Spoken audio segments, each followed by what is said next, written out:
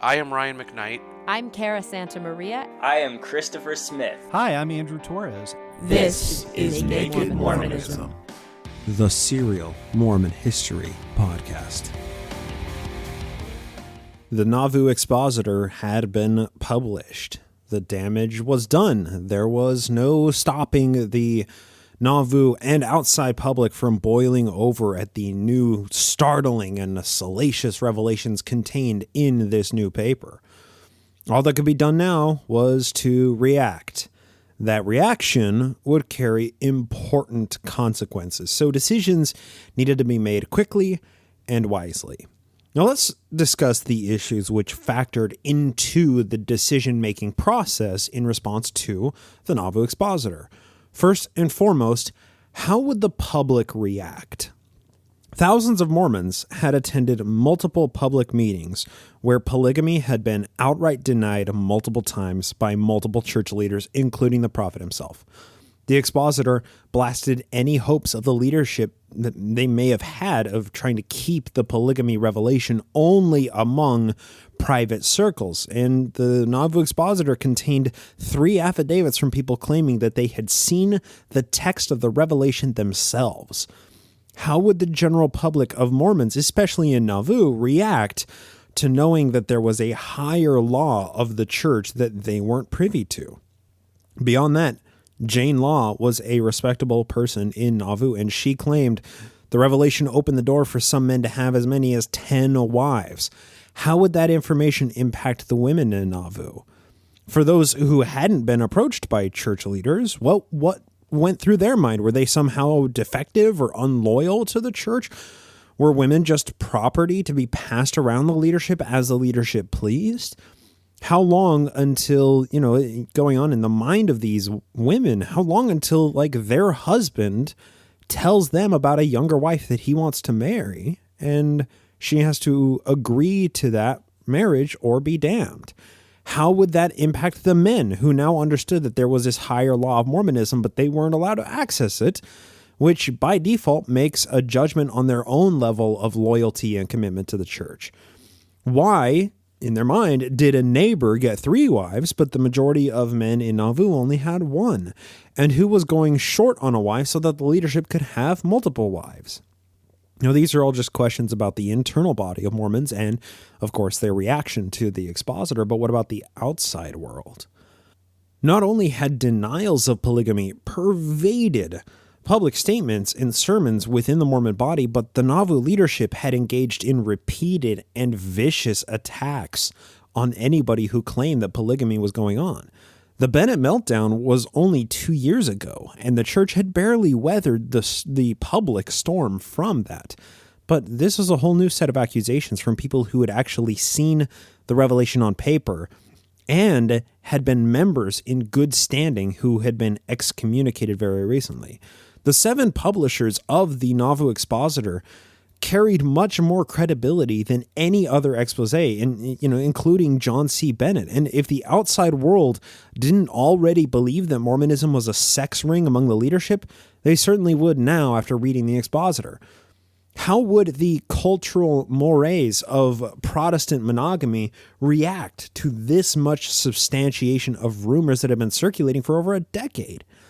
How would the outside public react to all of the data presented about the leadership sexually abusing minors and how those young women's demeanor changed upon being sealed to a much older and more powerful man? This all says nothing of the legal implications. Adultery laws carried stiff penalties and were grounds for divorce and internment in prison. Polygamy wasn't a legally recognized form of marriage. Would there now be a new slew of lawsuits against the leadership for repeated counts of perjury and for adultery? Would there be an influx of divorces in Nauvoo? Would the leadership be imprisoned for serial adultery violations? Would Joseph himself allow himself to be arrested and tried on charges this time? This whole line of questions that I'm presenting here leads to another set of much more serious questions. What if Joseph Smith refused to be arrested on these charges? How would the surrounding non-Mormon settlements react to his even further abuse of power in Nauvoo when he had escaped imprisonment so many times? How would the governor deal with the incredible amount of power that Joseph Smith held? Would the Nauvoo Charter be revoked now, or would it be revoked after the next edition of the Expositor? When would it be revoked? Would the anti-Mormon political parties renew their attacks on the Nauvoo Kingdom? Could the leadership keep order in the city with this new outrage? How would they stop the Expositor from printing more editions, which would only increase the urgency and direness of the consequences of every decision that the leadership made at this time? There were just so many questions in the air, and there was no getting Pandora back into its box. The major problem here is that so many pieces still weren't in place. The leadership had determined multiple resettlement locations and had sent numerous scouts to those locations and to talk to local governments and to Native American groups and to try and negotiate a new Mormon settlement further away from civilization and state governments. But none of those plans were yet ready to execute, and the main projects of Nauvoo and the temple and the Nauvoo house and Joseph Smith's presidential campaign, those plans were yet to be completed. And the 1844 election really is the crux of many issues here, and it hadn't yet run its course. The best laid plans of mice and men were now in the process of going awry. The Mormon Empire and its aspirations for global theocratic supremacy had suffered a fatal blow. But nobody knew that just yet. The day the Nauvoo Expositor was published and disseminated, the city council was in almost constant meetings about what to do. Notably, the Council of 50 had their final meeting before Joe and Hiram's deaths on May 31st, 1844, while the Nauvoo Expositor wasn't published until June 7th, 1844. So the Council of 50 had met about various affairs concerning their grand plans for the United States before the Nauvoo Expositor was published. However, after this final May meeting, the Council of 50 never reconvened before the Carthage shootout. Why did they never reconvene? Because they couldn't form a quorum. Why couldn't they form a quorum in order to have an official meeting of the Council of 50? Well, because so many of the members of the Council of 50 were all over the United States carrying out the plans of the Council of 50 by electioneering for Joseph Smith's presidential bid. Page after page in the Council of 50 minute book kept by William Clayton, or Quilliam Claypen as we call him, they're filled with treasonous screeds about the overthrow of the United States government. One of the stated purposes of the Nauvoo Expositor was to show the world how much power Joseph Smith had gained and how dangerous he really was. No single document detailed his power and his ultimate goals more than the Council of 50 minutes. These are the minutes that Joe would instruct Quilliam Claypen to burn or bury as he was on his way to Carthage. That would be his ultimate demise. Joe knew how treasonous this document was. So let's spend a little bit of time with it to contextualize the threat and the importance of when the Nauvoo Expositor was published.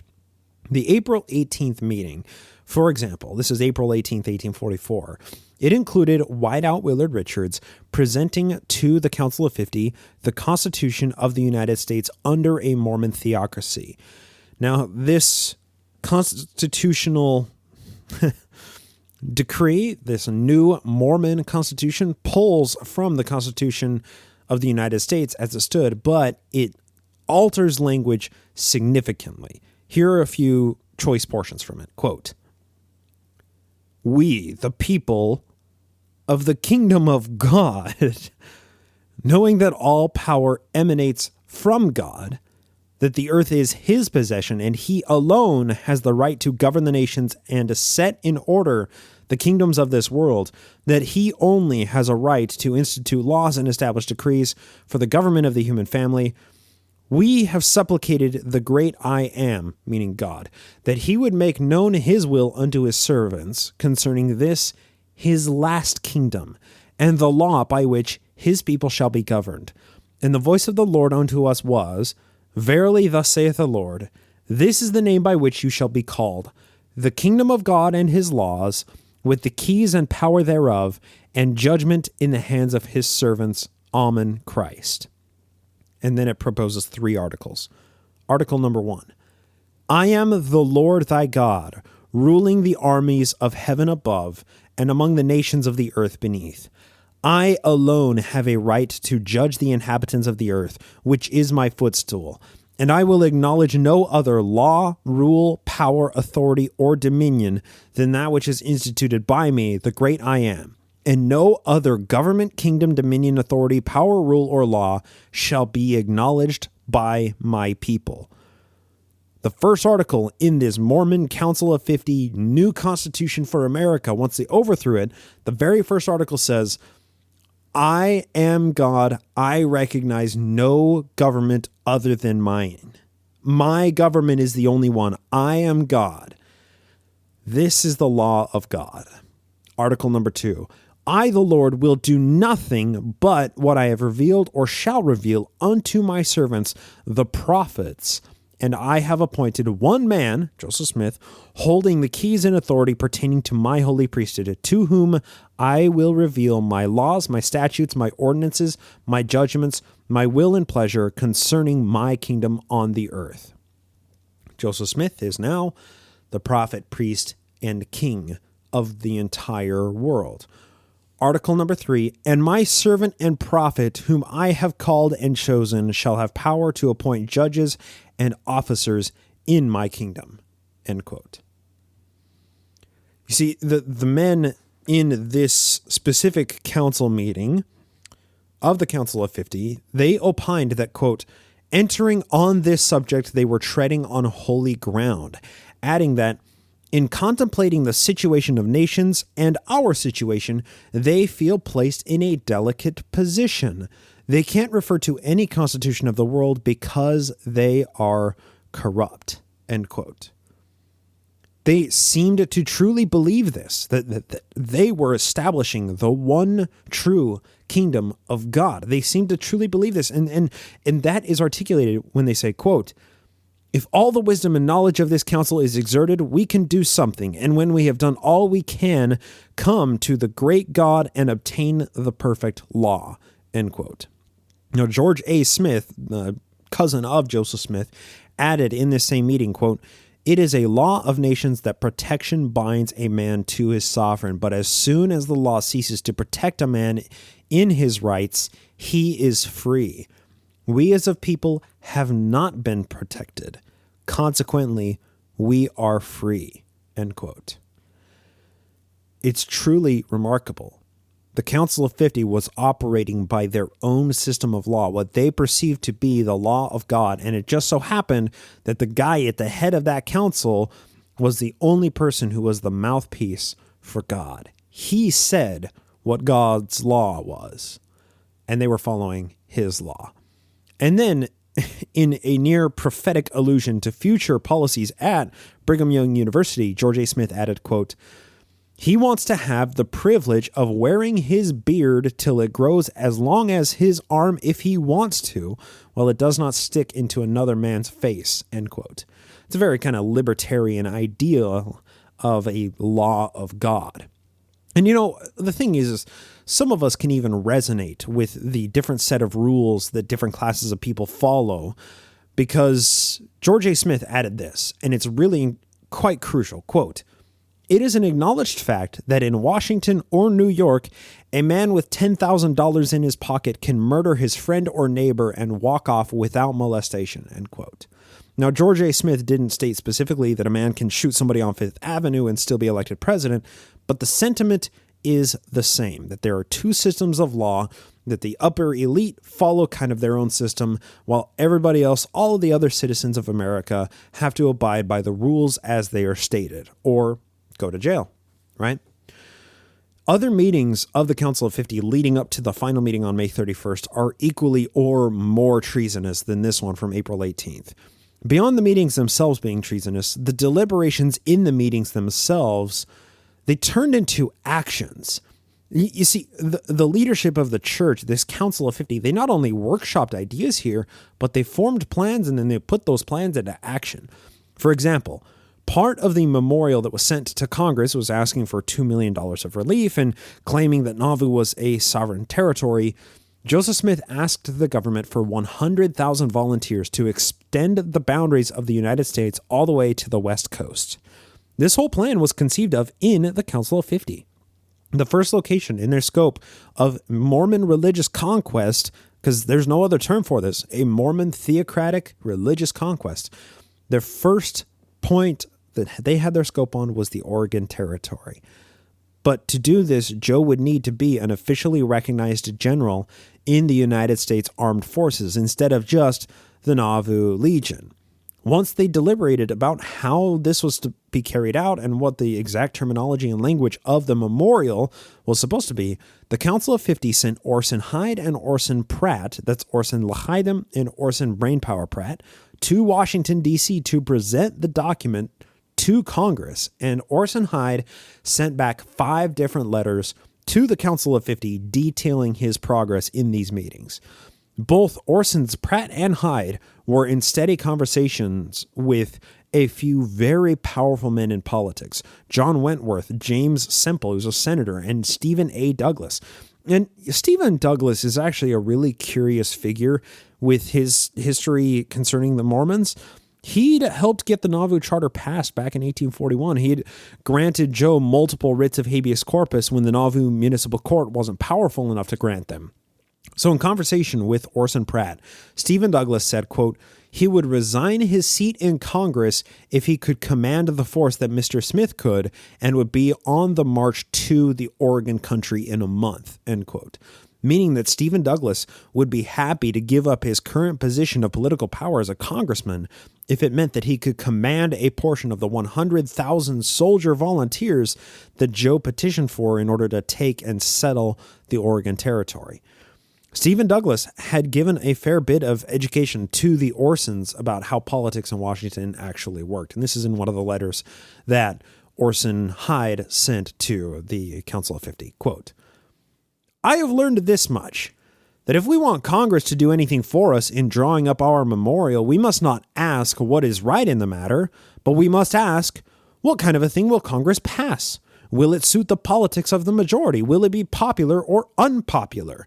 For you might as well drive a musket ball through a cotton bag or the gospel of Christ through the heart of a priest, case hardened by sectarianism, bigotry and superstition, or a camel through the eye of a needle, as to drive anything through Congress that will operate against the popularity of politicians. End quote.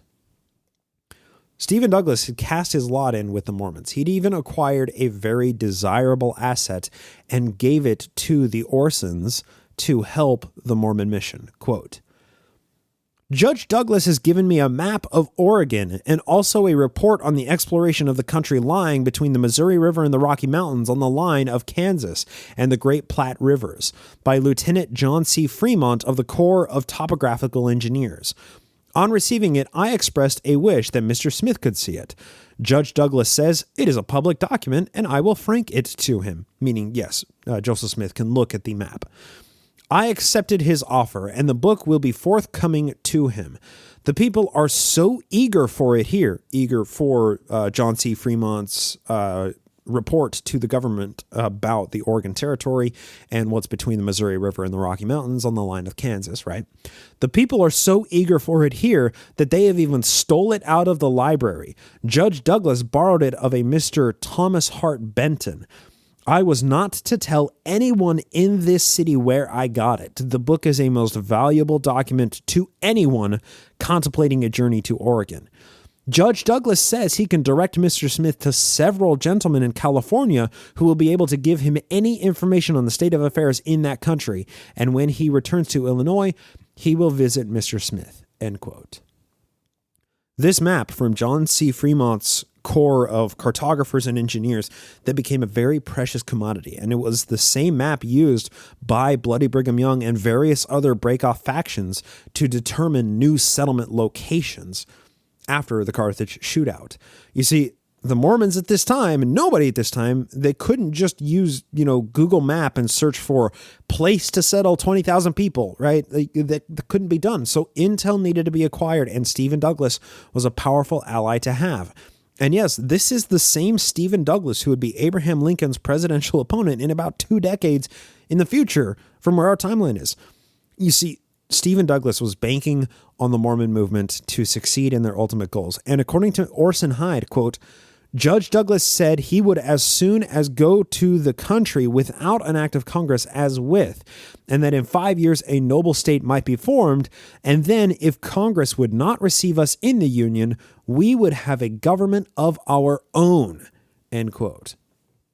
Stephen Douglas, at the core of who he was an opportunist. And if the Mormon Empire somewhere, it didn't even matter where, preferably in Oregon, maybe in California, possibly in Texas, who knew? Who knew where the Mormon Empire was? But as soon as the Mormon Empire was established somewhere in the West, that would provide greater opportunities for Douglas, and he'd be happy to resign from his seat in Congress and help with the mission of a Mormon theocracy building effort. He even stole a precious map for them, government property, and then told Orson Hyde not to tell anybody where they got it from. And it's quite remarkable. I mean, Douglas even voiced his support for the memorial to Congress, asking for $2 million of relief from the Missouri Troubles back in 1838 and 39, and for the 100,000 soldiers to take to Oregon. Now, in a previous meeting responding to these letters from Orson Pratt, quote, Elder Lyman White suggested that Judge Douglas wanted to go to Oregon and be president, and Joseph go as prophet supernumerary, and then it would be all right and constitutional, end quote. Except establishing a sovereign theocracy in the boundaries of a United States territory is exactly not constitutional. But the thing is, this statement from Lyman White, it captures the mentality of the Council of 50 and the Mormon leadership. Do something, regardless of the legality of it, and then deal with the consequences if there are any. Laws don't matter if we're not held to them. I can shoot somebody on Fifth Avenue and still get elected to president.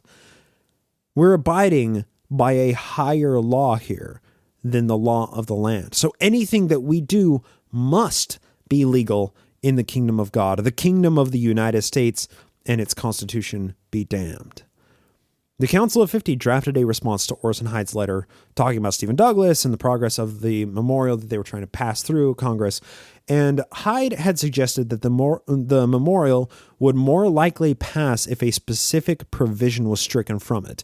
That provision gave Joseph Smith legal recognition as a United States general, but Orson's Hyde and Pratt knew that that was the most controversial of all of the provisions in the memorial. Sure, see, they could ask for $2 million.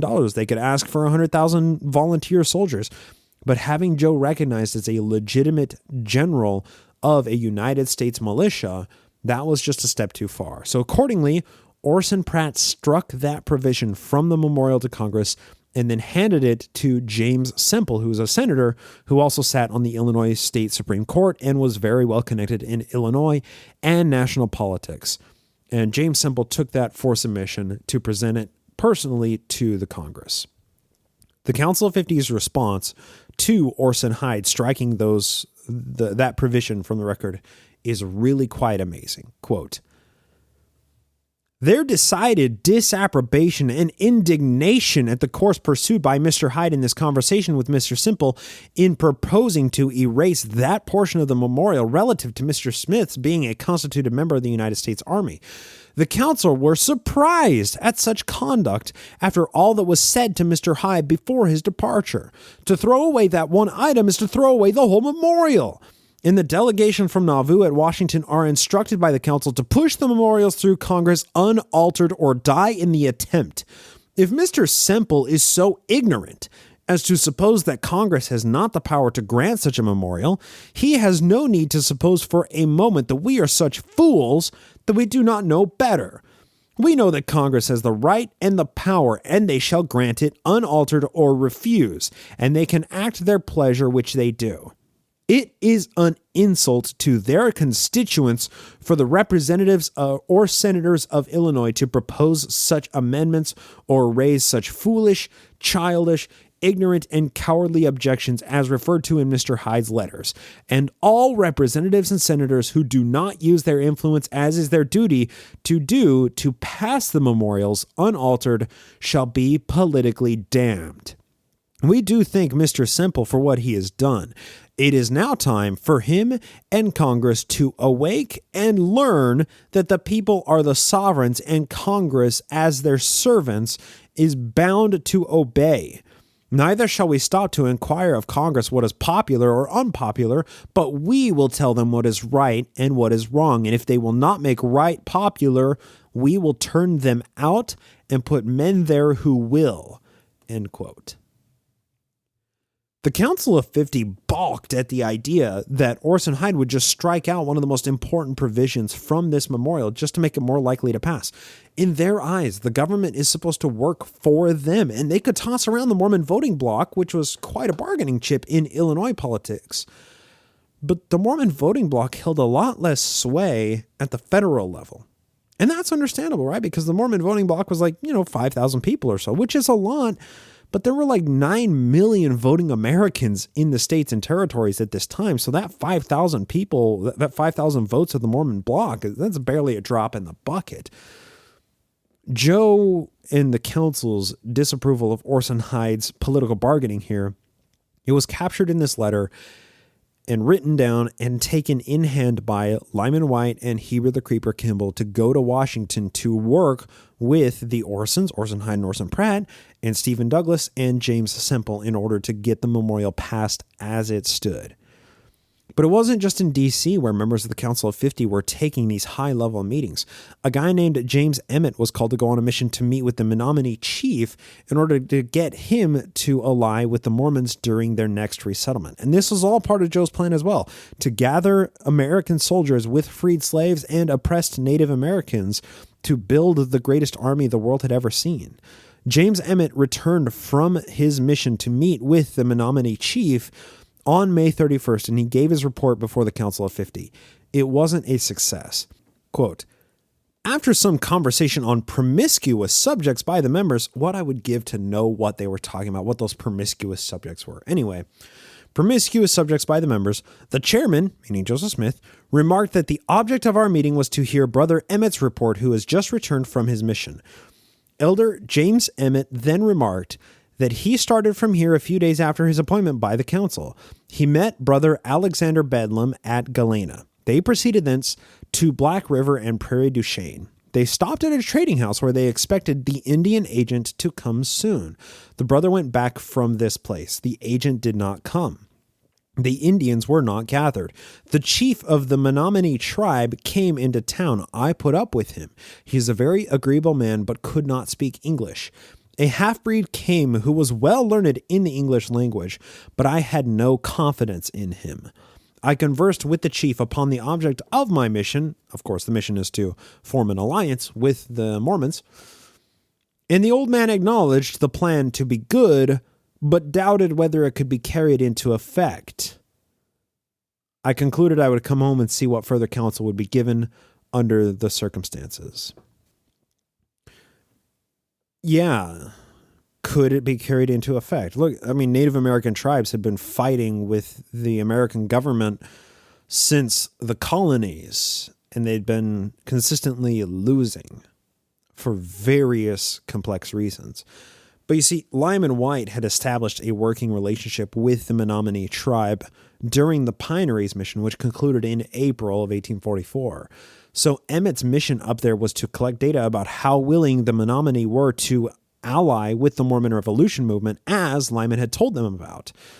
He didn't make much headway, and Joseph was displeased with Emmett's performance, ordering Emmett, quote, "to make another attempt and fulfill the mission according to the orders of the council," end quote.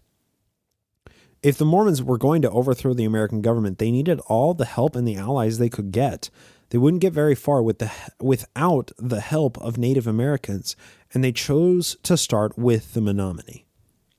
Other political machinations centered on the forefront of the Council of 50's mind at this time. They had a lot of irons heating up, but one iron that immediately needed tending to was who would be Joe's running mate for President of the United States, right? Willard Richards and a few other leading men in the Mormon movement had petitioned some other well-connected friends asking them to be vice president to Joe's campaign. All of those had fallen through or didn't receive a response from them. So it was time to look within the Mormon movement. At the meeting on May 6th of the Council of 50, the question was discussed among everything else that was going on. The rival church had just been established by the laws there. A printing press was on its way to Robert D. Foster's home for printing the prospectus of the Nauvoo Expositor, and Hinchman Sidney Rigdon had met with William, Jane, and Wilson Law to try and calm them down, but to no success. The Council of 50 meeting that day is kind of all over the place as they discussed so many things during the meeting, which transpired over nearly 5.5 hours with only a short recess for lunch. But here's what we're going to talk about. Quote, Elder Rigdon consented to run for the vice presidency if the council wished, end quote.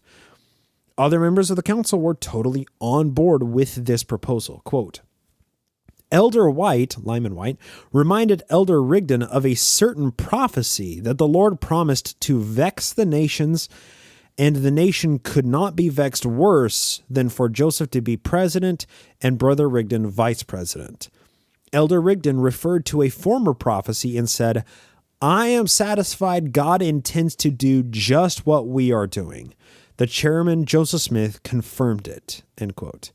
But Hinchman Rigdon had conditions on being Joe's running mate. Quote, Elder Rigdon asked the privilege, after Joseph had been president 4 years, that he, meaning Sidney Rigdon, should be president the next term, which was granted.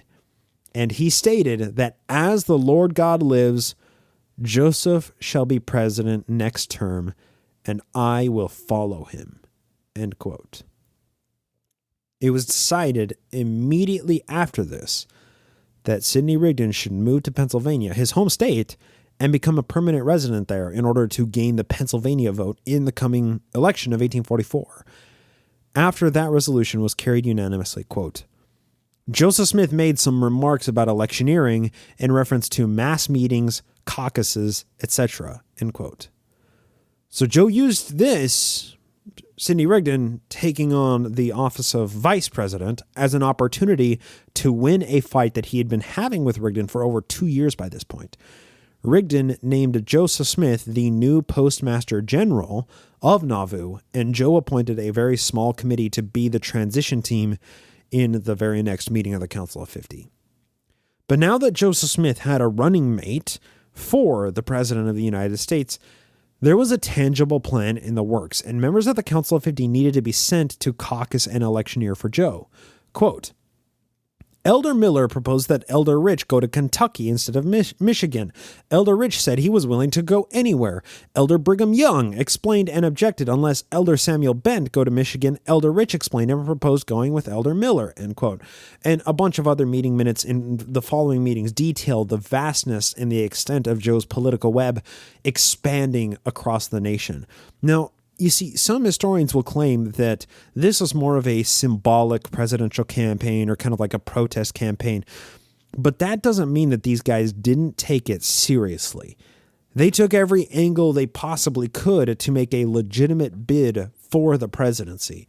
The Council of 50 sent men to multiple states, to Congress, to meet with Native American groups, and they even sent Lucian Woodworth to Texas, who met with President Sam Houston to work out the Mormon settlement that would be there. The tendrils of the Mormon political machine were being pulled and articulated by the nucleus in Nauvoo, and everybody was running at maximum capacity. But it was all a futile attempt. During all of these political machinations, the Nauvoo Expositor was published, defiling the Mormon leadership with salacious accusations about polygamy and the degradation of any wall separating politics and religion in the Mormon kingdom. Once again, it wasn't so much what the Expositor published in its first issue that was the problem here, although that was quite controversial. It was the specter of what it may publish in the future, which represented a greater threat to Joe and the Mormon political machine. To be clear, everything that we've discussed today, those were plans at the highest ranking levels of the church. The average member, of which there were something like 20 to 30,000 of them across the nation, they had no idea these meetings were happening or what was transpiring in these meetings in the Council of 50. Only a few called and selected members had access to Talos, this Mormon war machine that was currently under late phases of construction. These were very secretive plans. You see, the Mormons believed that the United States would be visited with a sore vexation. They believed that Joseph Smith was making a legitimate run for the president, but they didn't know that the ingredients for that vexation were being acquired and curated by an elite set of men who held all of the keys to the kingdom. So when the Expositor was published, the questions we open this episode with all became a stark reality, and an answer was required by the leadership. They simply couldn't allow the Nauvoo Expositor to continue publishing more about the Nauvoo Empire. As soon as the Expositor landed in the hands of thousands of people in and around Nauvoo, the leadership, including Joe, took action. Joe's journal, recorded by William Clayton, William Claypen as we call him, details what transpired over the following days. The day that the Expositor was slated to be published, Joe met with Robert D. Bob the Builder Foster, one of the publishers and the printer of the paper.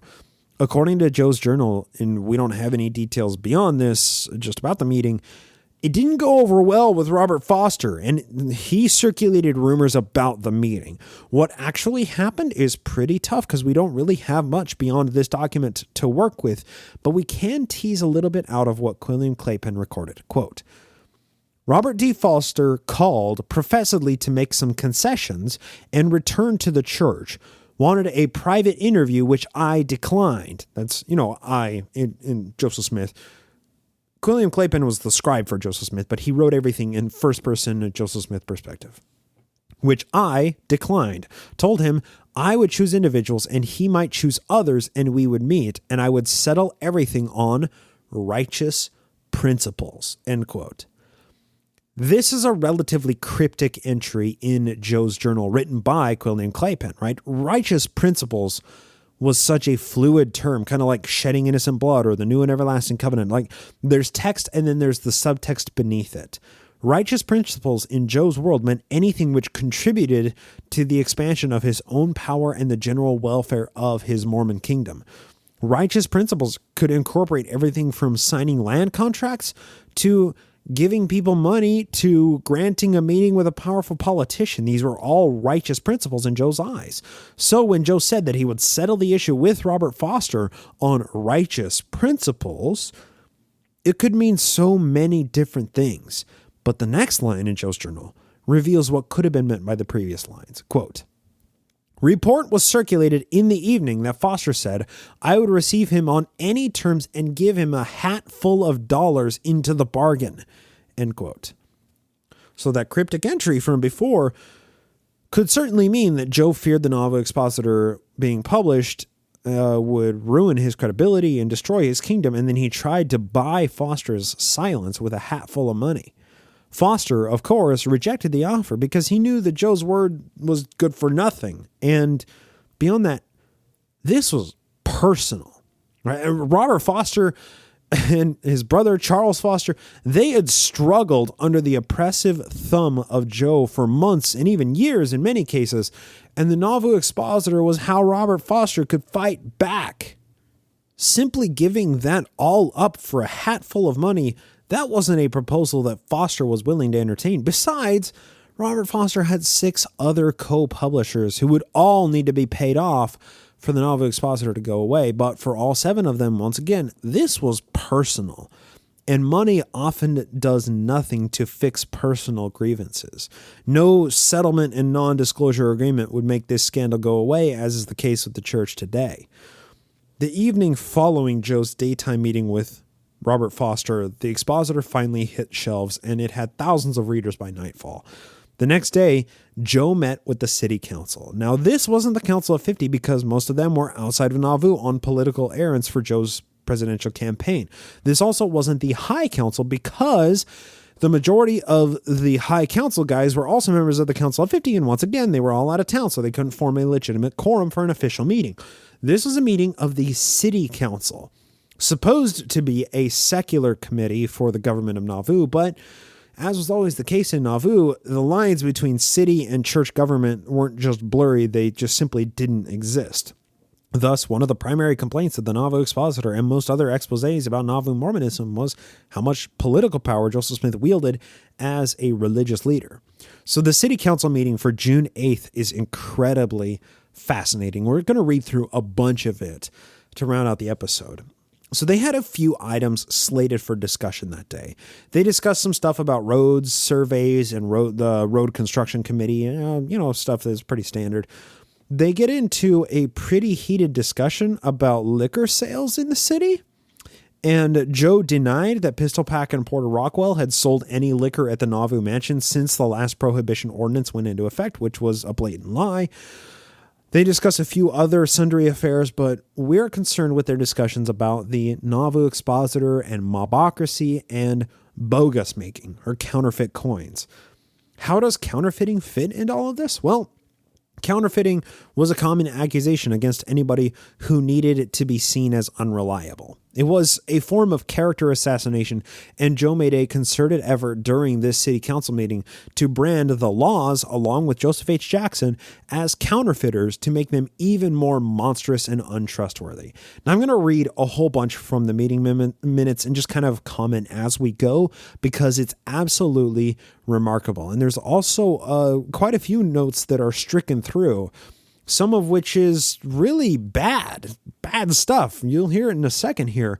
And having the record stricken through, that kind of denotes like a point of discussion that was to be removed from the record after the discussion was had. Like they were talking about something, and then the clerk at the time decided, we maybe shouldn't include that, and he struck it through. In this case, it was Hosea Stout. Now, I'm going to read through those stricken through portions if they are relevant, and also kind of do my best to read this so it's understandable in audio format, but it's meeting minutes, and there's like multiple people talking kind of back and forth, so it's kind of hard to make it listenable, but I'm going to do my best like I always do.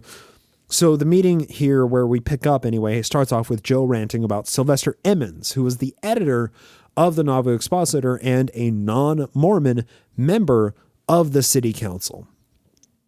Quote, Mayor referred to Councilor Sylvester Emmons and suggested the propriety of purging the city council, and then it's stricken through, of nuisances. And then it says, the man who steps forward to put down iniquity is the first to be put down by the people of the city. Now, there's a stricken through portion, and I'm going to read it because this is quite remarkable. And it's talking about the details contained within the expositor itself. It says, Mayor said, meaning Joseph Smith said, if he had kept a whore from Canada here and since and had done everything, would have been seen as a good man as William and Wilson Law. End quote. I don't know what was actually said there, but Joseph Smith talking about, this is really notable here, right? Because him talking about a whore from Canada that he's referring to here, that's one of the Lawrence sisters who knew William Wilson and Jane Law before the Laws and the Lawrences immigrated to Nauvoo. The Lawrences were featured prominently in the Nauvoo Expositor, even though they weren't specifically named, by William Law, because he provided descriptions of how their demeanor changed after they had been married to Joseph Smith. Joseph Smith said, if he had kept a whore from Canada here and since and had done everything, would have been seen as good of a man as William and Wilson Law. I wish I could bug the room and listen to a recording of it. I wish I could be a fly on the wall for what Joseph Smith actually said there.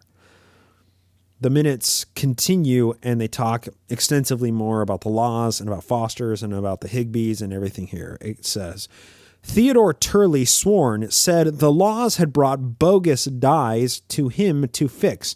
Bogus dies, of course, are, metal plates that you use to print stamp coins with. Hiram Smith referred to Dr. Robert D. Foster, his brothers, and the Higbees, and asked what good had they ever done? Where is the first act of goodness and greatness in Wilson and William Law? While Joseph was under arrest, Laws and Fosters would have been rode on a rail if he had not stepped forward to prevent it. Joseph said at the time he was under arrest, William Law pursued him for $40 he was owing said Law, and it took the last expense money he had to pay it. End quote. Okay, so this is all really complicated and detailed here, but not only are the laws engaging in bogus making, but they didn't even help Joseph Smith when he was arrested. And when Joe needed money to pay legal fees while he was arrested, William Law pushed him to give up his last $40 to pay those fees. The thing is all of these assertions in the city council meeting range from misconstruing the truth to outright lies, right? The laws were paramount in helping Joe escape the law in 1843 when he was doomed to extradition to Missouri to answer for his crimes in the 1838 Mormon War and for attempting and nearly assassinating Governor Lilburn Boggs. William Law pursued Joe for that money to help Joe pay for his legal counsel, not out of malice as portrayed here. Now, whether or not the laws were engaged in bogus, that's kind of up for debate, but Joseph Smith certainly was in the bogus making business. At least his cronies were, and he benefited greatly from it financially. Next, it talks about Joseph H. Jackson and all of the rumors that Jackson had spread about Joe proposing to Jane Law and Joe attempting to assassinate William, and then William Law apparently trying to hire Jackson to assassinate Joseph Smith. It's all a huge mess. We're going to have to do a deep dive on Joseph H. Jackson sometime within the next few weeks. I just kind of have to figure out how best to fit that sort of puzzle piece into like the kind of the larger picture here. But it goes on to say, quote, Counselor Hiram Smith continued and referred to Joseph H. Jackson coming to this place, etc. Joseph said William Law had offered Jackson $500 to kill him. Hiram Smith continued, Jackson told him he meant to have his daughter, meaning Hiram Smith's daughter. Jackson laid a plan with 4 or 5 persons to kidnap Hiram's daughter and threatened to shoot any man that should come near after he got him in the skiff, was engaged in trying to make bogus, which was his principal business, end quote.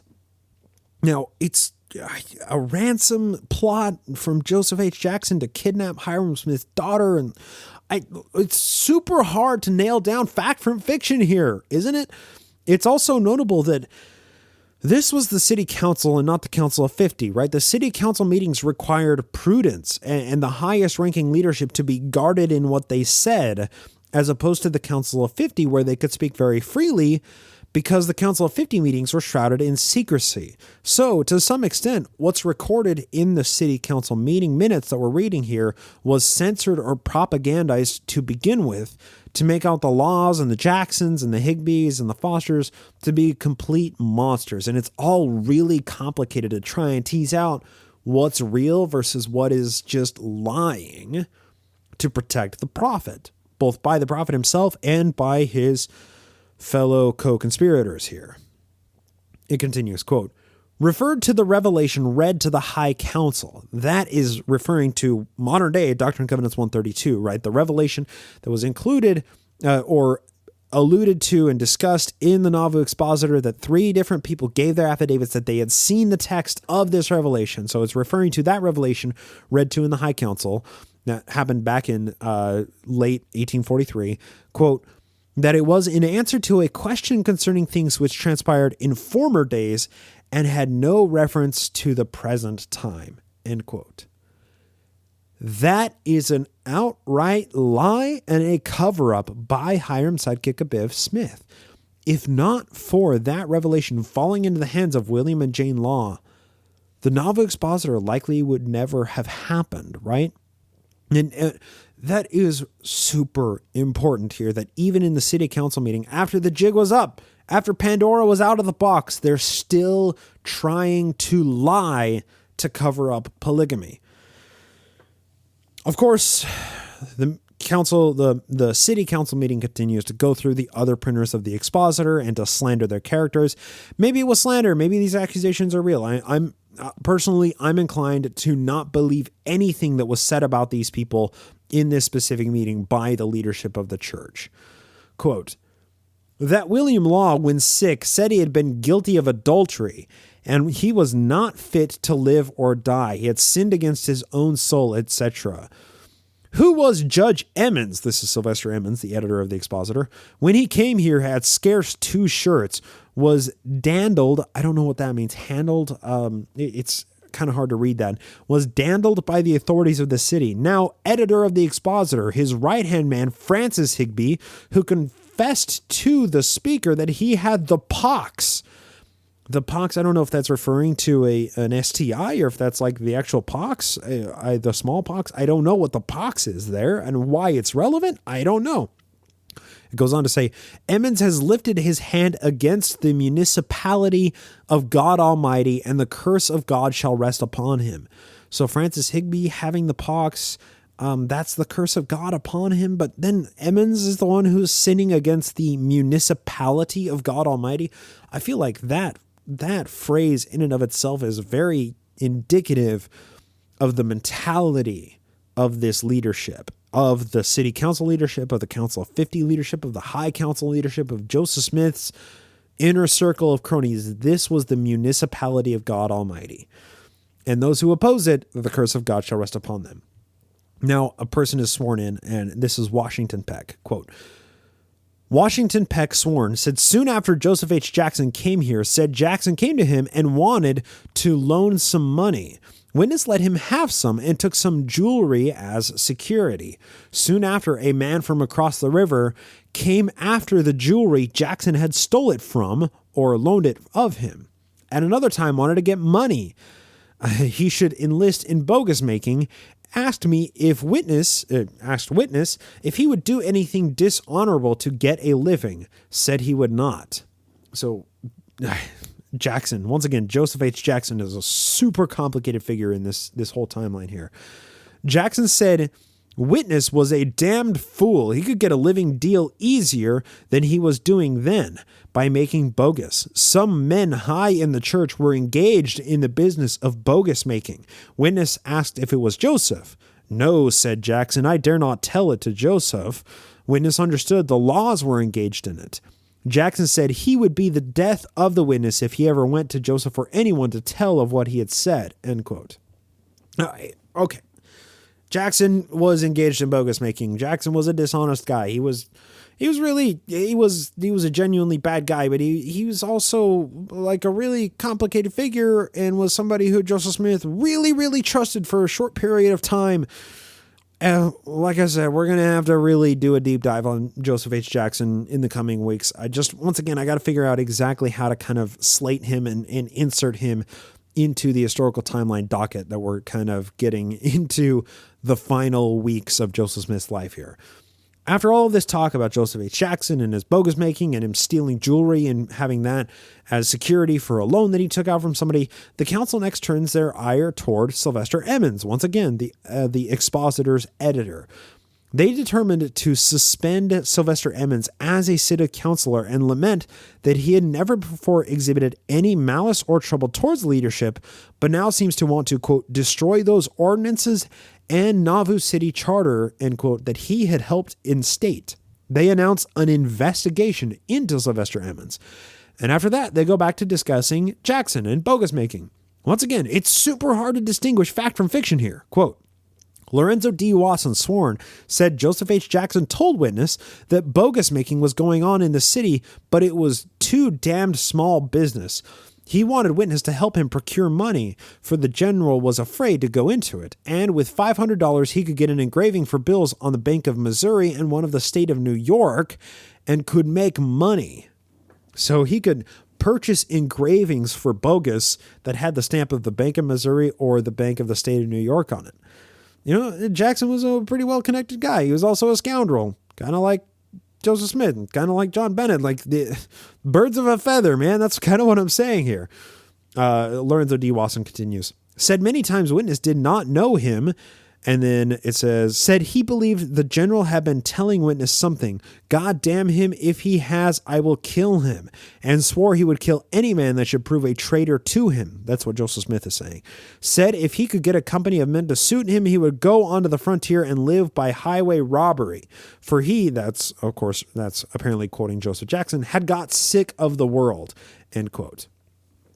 It's super hard to figure out exactly what's going on. And a major issue here is these meeting minutes recorded by Hosea Stout. They cover about 3.5 pages of the city council minute book. This is a 5.5 hour meeting. 5.5 hours with 30 guys in a room, all deliberating and talking back and forth constantly. Needless to say, a lot kind of escapes the record here. And it's really hard to tell exactly what was being said. And I would love to be a fly on the wall for these conversations. Give me a time machine. I'm going back to this day right here, June 8th, 1844, in the city council meeting. After this whole issue with Joseph Jackson, bogus, he'd live a life of highway robbery, so on and so forth. The next, the council meeting switches back to discussing grog shops and other places where liquor was sold. They're reading the prohibition ordinances and determining that the city marshal should stake out the places that they suspected of selling liquor in order to just kind of collect data on them. And of course, the city council was simply ensuring Joe's monopoly on alcohol sales in Nauvoo because Joseph was the only approved of tavern in the city. The Nauvoo Mansion was the only place that people could buy liquor. He had the alcohol monopoly. Oh no, Joseph Smith was, he was a temperate. He followed the word of wisdom. And then there's that common line of like, oh, well, Joseph Smith had he had a smoking tobacco and wine brought to him when he was in Carthage, and he was drunk when he was getting shot at. That's not following the word of wisdom. He had a monopoly on alcohol. In Nauvoo, he was the only person allowed to sell alcohol in the entire city, and his own little marshal, who was a Danite, would go to where alcohol was being sold, these little speakeasies, these grog shops, and then he would shut them down because they were market competitors, right? Anyway, after that, the council gets into how payments from fines that were assessed by the city municipal court should be kind of divvied up. And Joe just kind of overruled everybody, and they came out with a new way to divvy up the money. And Joe got a bigger cut. Imagine that. But then we finally get to the most crucial aspect of the city council meeting, because now they begin to discuss how to deal with the Nauvoo Expositor. Quote, Mayor Joseph Smith suggested that council pass an ordinance to prevent misrepresentation and libelous publication and wanted a law passed to prevent all conspiracy against the peace of the city. End quote. This is super duper important. The Nauvoo Charter was already quite an expansive document, which granted incredible power to the Mormon leadership. But you see, Joe had also tailored the laws and ordinances of Nauvoo to fit his every need and whim. He liked to play by his own set of rules. So when it comes to slanderous or libelous publications, Joe was kind of the arbiter of what constituted libel and slander here. Now, we now have the doctrine of New York v. Sullivan and a bunch of other Supreme Court cases which deal with what constitutes slander and libel of public figures, but Nauvoo in 1844 predated any of our current jurisprudence on freedom of speech. The fact remains, though, it was the defense then as it's the defense now. Truth was and always is an absolute defense in slander and libel cases.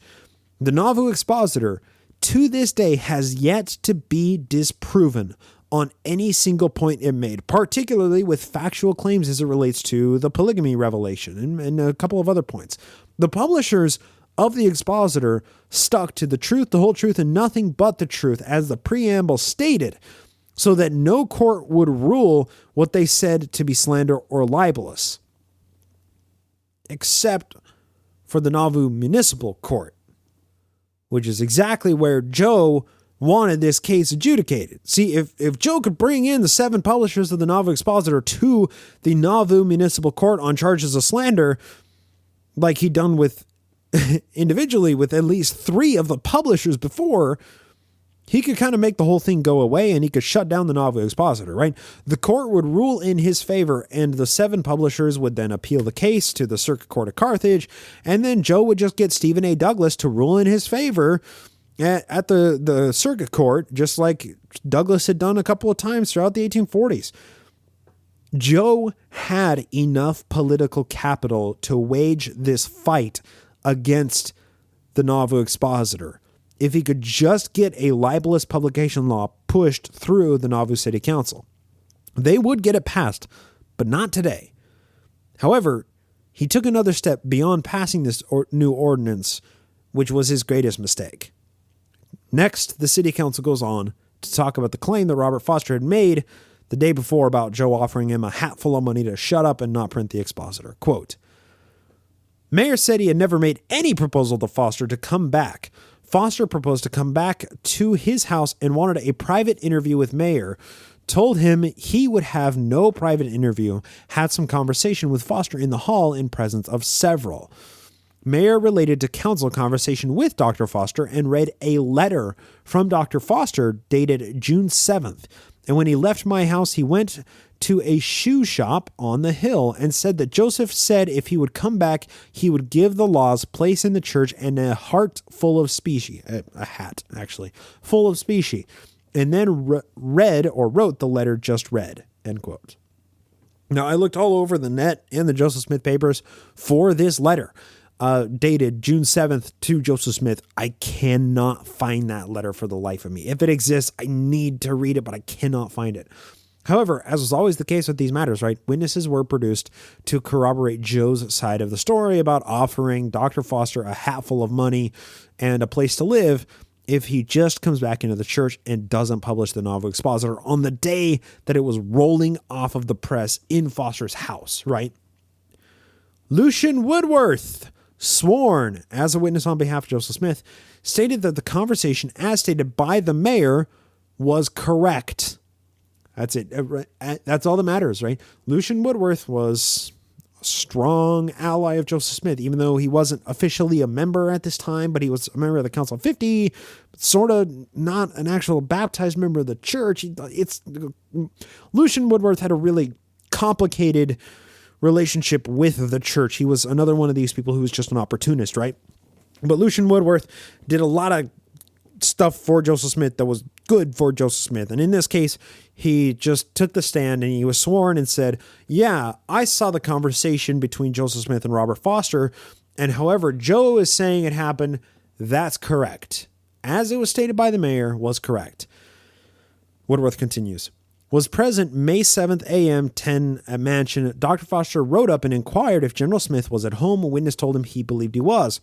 Dr. Foster went into the house and witness went in behind Dr. Foster. Dr. Foster was there and the general, Joseph Smith, and others looking at some specimen of penmanship. Something was said respecting a conversation at that time between the general and Dr. Foster. General Smith observed to Foster if he had a conversation, he would want others present. Foster said he would have a word with him by himself and went into the hall. Woodworth went to the door that he might see and hear what was passing. They still continued to talk on the subject of a conversation they might have afterward with others present that Mr. Smith might choose and that Dr. Foster might choose. Foster left and went for those that he said he wanted present and would return soon with them. Thinks he heard all the conversation, heard nothing about General Smith making any offers to Foster to settle. Woodworth was present all the time. End quote. Okay. This is a case where Foster and Joe were enemies on June 7th when this meeting supposedly happened.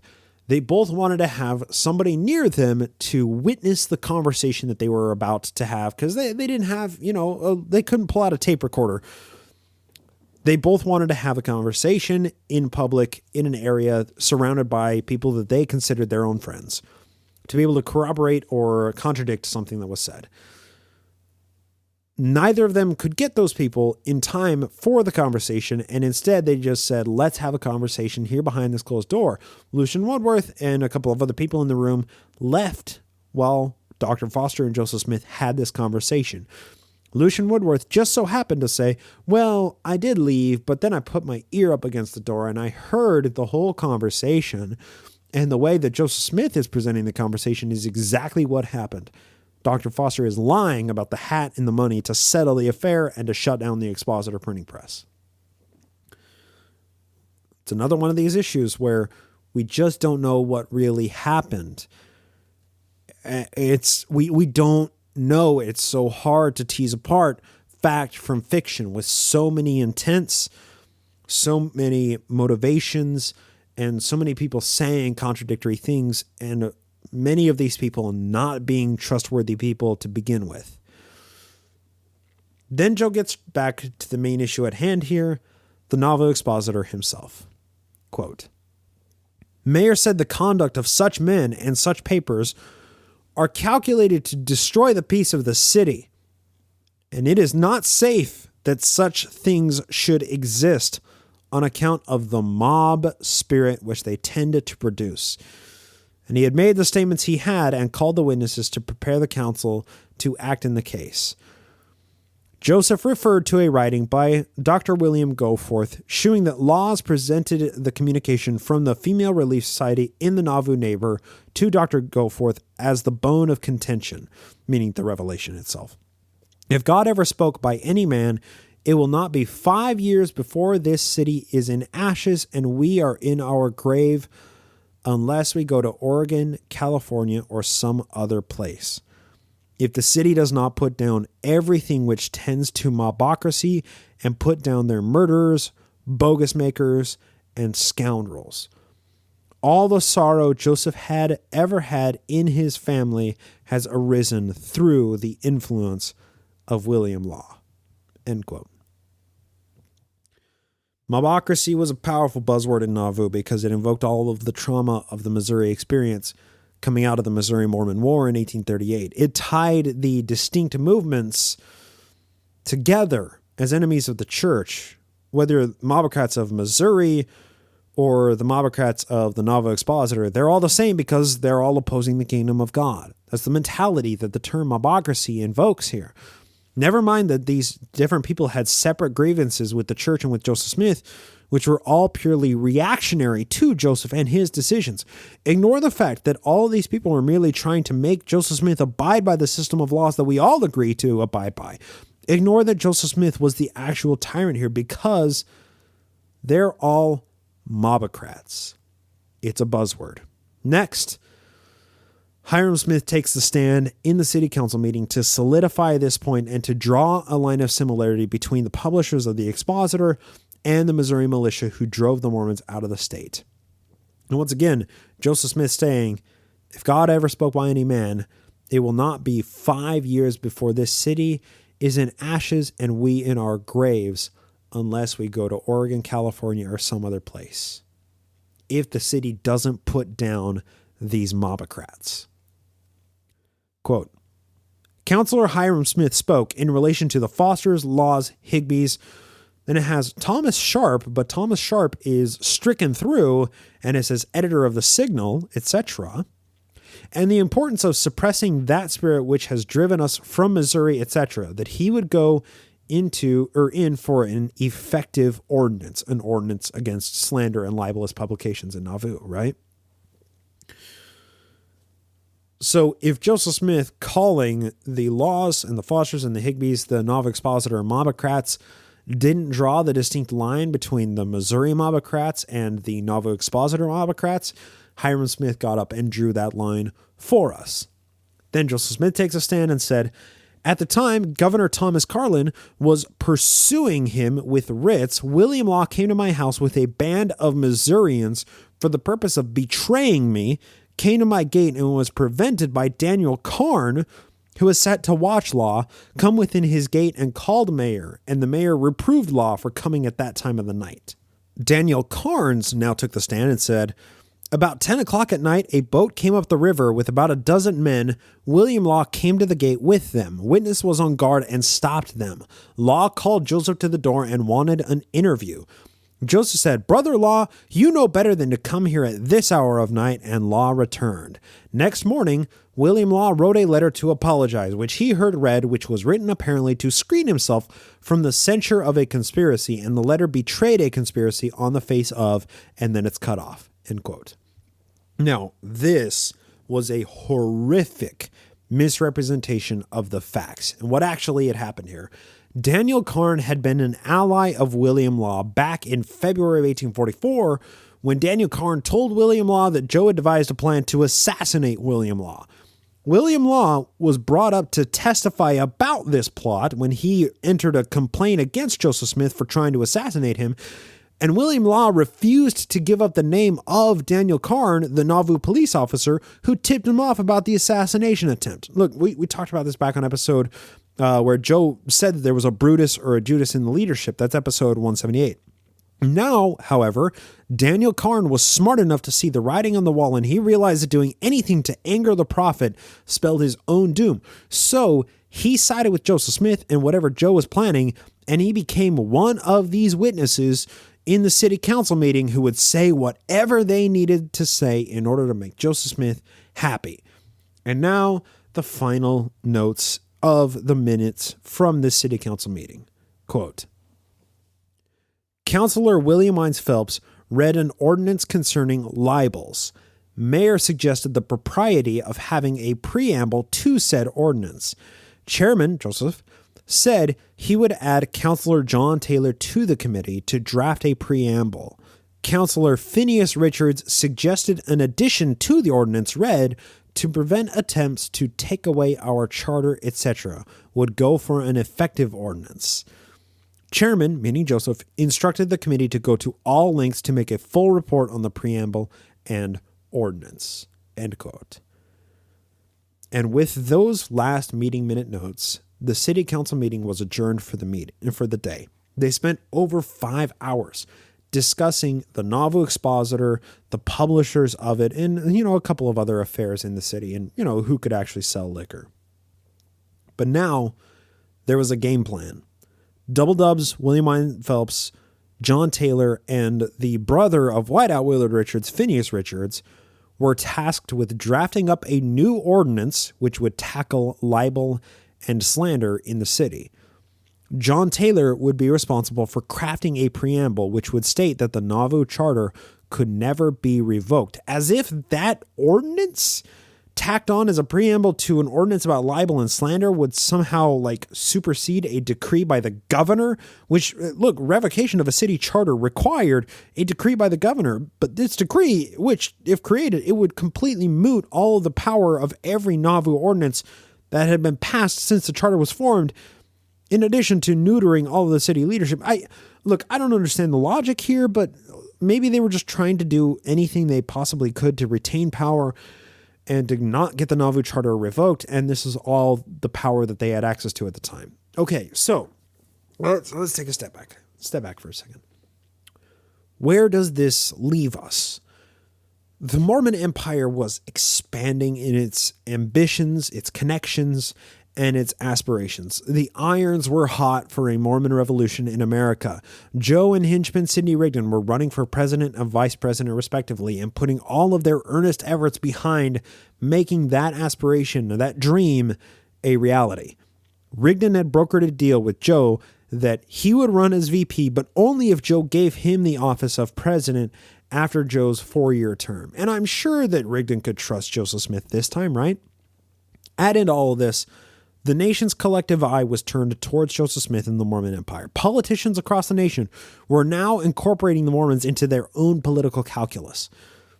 Now that all these irons were getting hot enough to strike, the expositor comes along and douses the flames. Or it turns up the heat and overcooks the irons. That's probably a better way of belaboring this analogy. But look, this new threat needed to be answered.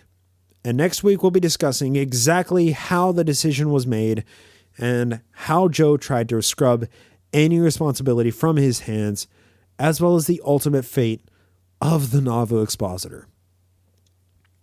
These are trying times filled with controversy, corruption, and conspiracy. Wolves dwell among the sheep, and at least some misdeeds do go punished.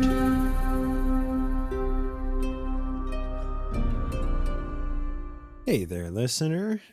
It's been a little while since we've talked. It's been a lot of lectures. I've been lecturing y'all for a long time, but I want to jump into more of a conversation. But hey, since we are all currently in a world where in-person types of conversations don't happen much anymore, what we're going to do instead is a hangout like we used to do a while ago. We haven't done for quite some time now, but we're going to do a live hangout as a Q&A. And normally with the NAMO home evenings, as I usually call them, it's been a kind of a invite on a special guest, interview them, talk to them, see, what's going on, what their research they're doing, or what field of study they're in, or what their podcast is, or whatever the case may be. This is going to be a little different. It's just going to be yours truly, just kind of riffing. And we're going to do this live at 6 p.m. Pacific Standard Time coming up this Monday. Now, this Monday is going to be April 6th, 2020. Mark that on your calendars. It's going to be streaming live to the Naked Mormonism YouTube channel. Of course, you'll find links to everything in the social media pages, Facebook, Twitter, and so on and so forth of the podcast.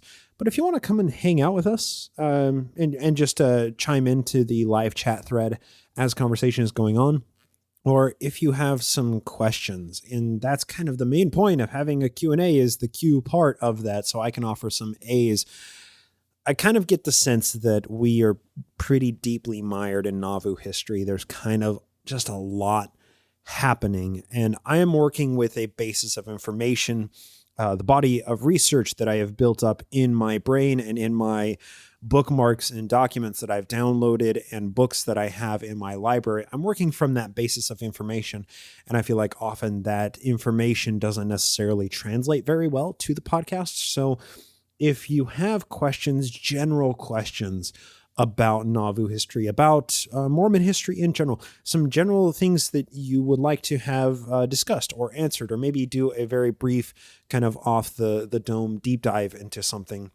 Maybe there is, a specific apologist who made a recent blog post that you take issue with, but you're not sure exactly why, and maybe you'd like to hear a brief analysis of that. Or if there's a post that you've seen or a headline or something that you've seen that you want me to chime in on, you want me to answer, then pop those cues up for me to if we don't get any, then I'll just cull through a bunch of old emails and respond to some of those questions on air instead.